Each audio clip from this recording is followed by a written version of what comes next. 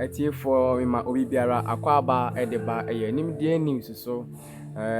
sabre yensem ren ye bebo wura ensem ni mu ensem a etwagu e wo man Ghana yinwura ensem ni emu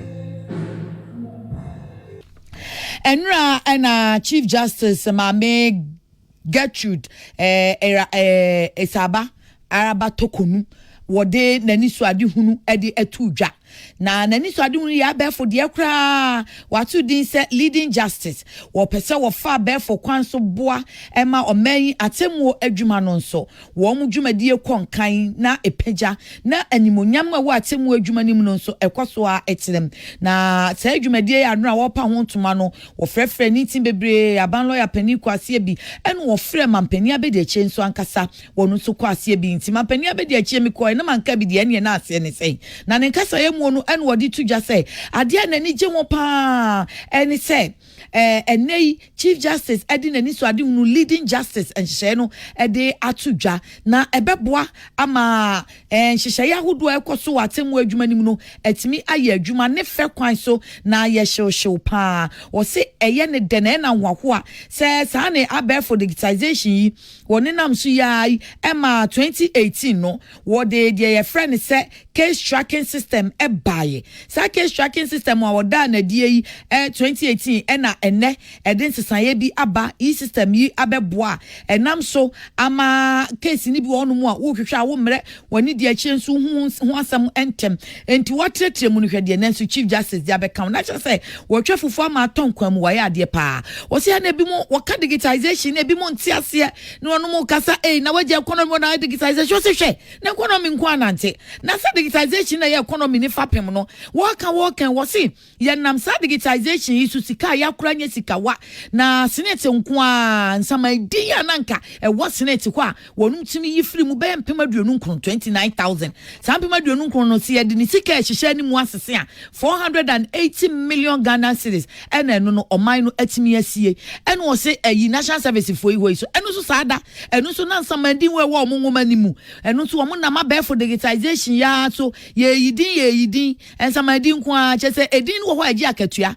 na nso ni papa ni wo ye adwuma enti na ese nsama di no eno nso ni ba anase din be se empema duanan ye yifiri wo oman na kura sika million no ahasa duonum ensia 356 million Ghana cedis enti sa wo hwe pa dia na chese digitalization no aboa wo man no a enye boa ketua wo se sa abre ye free 2014 na ye share sa enhyehyeye yase no a ene ye ma 10 ne ye ade ni nyina ebinu mo ho ananka nipa kakra bi pe ena no wonum ewot sa 10 ni bie ya enu nti jere kura betimi di omo nani adi omo chi akogye wo mo to ani ade na so ene no eniema asesa efrise obi a wotin ni bi enti obi ni wa wo betumi adoje totua.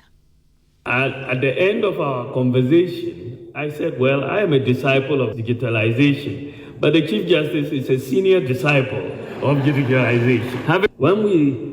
digitalized and gave everybody a Ghana card pretty much, and then made the decision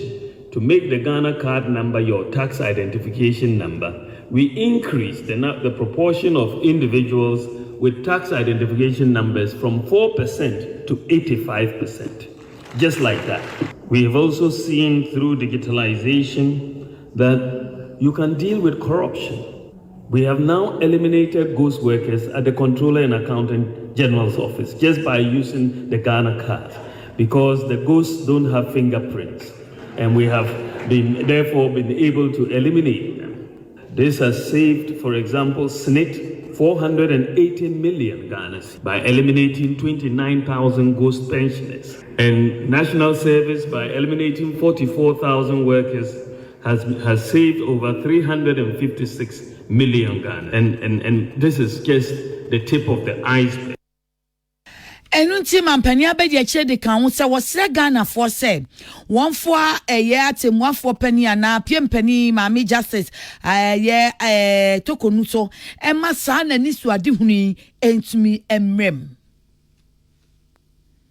Let me use this opportunity to encourage all the key players in the justice delivery value chain, and indeed all of us gathered here today, to give every support that we can to support this vision of the Chief Justice so it can deliver on its goals and target to the benefit of our country. As a government, we shall continue to do more for the judicial service to ramp up the e-justice system to other levels of the court and beyond the high courts in Accra. We shall continue to invest in court infrastructure, residential accommodation for judges and magistrates, and the general retooling of the human resources of the institution to improve justice delivery.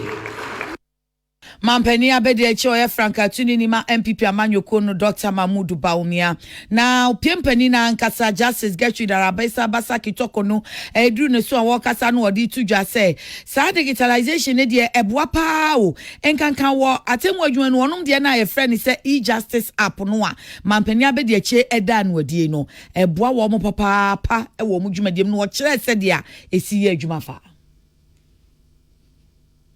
The judiciary is extremely grateful for the 100 new courts that we keep commissioning. All of these courts are making orders and churning out proceedings. Beyond this, there are also many justice delivery processes that, if supported electronically and digitally, will reduce inefficiency, costs, and uncertainty in litigation. Land mapping, verification of property details from records on property rates with district assemblies, verification of details of vehicles from DVLA, verification of account holding in banks during execution processes can all be easily done via dedicated and authenticated e-process between the courts and the relevant institutions, saving staff from those institutions spending their productive time in courts just to relay simple information. Many of these electronic verification processes will also cut out the horrible specter of forgeries that sometimes the courts experience. Na osi wonwie yo nyese wadasa leading justice dwumadie ye die no na chese wawia no no dabi wose ena die anim kakra no ade ba ko pese wo ye pa enche beba so eye de watu din land conference wose nsase ho manson ne ho ntokwa ne ade no edoso nanso bebre so hono mu a ye betumi asia no kwan a ye ma ne mampo enti obeye de ye friend say land conference no a kire kwan befa so a ye besi sa nsase ho amanson no ano. In a few more weeks, I intend to call a land conference for discussion on the huge numbers of land disputes streaming across all regions of our country. What is causing so much litigation over land? When land is the most effective source of equity and capital for prosperity and business. Could the high costs of doing business in Ghana be related to the incessant litigation over land? How are we affecting the peace index of the nation through this high volume of land litigation? What must we all do differently? As administrator of justice on behalf of the citizenry, I deem it my bounden duty to call for such conversations that will assist us all to break these high walls against the easy flow of capital and investments into our country because of the uncertainty of security of investment in landed property.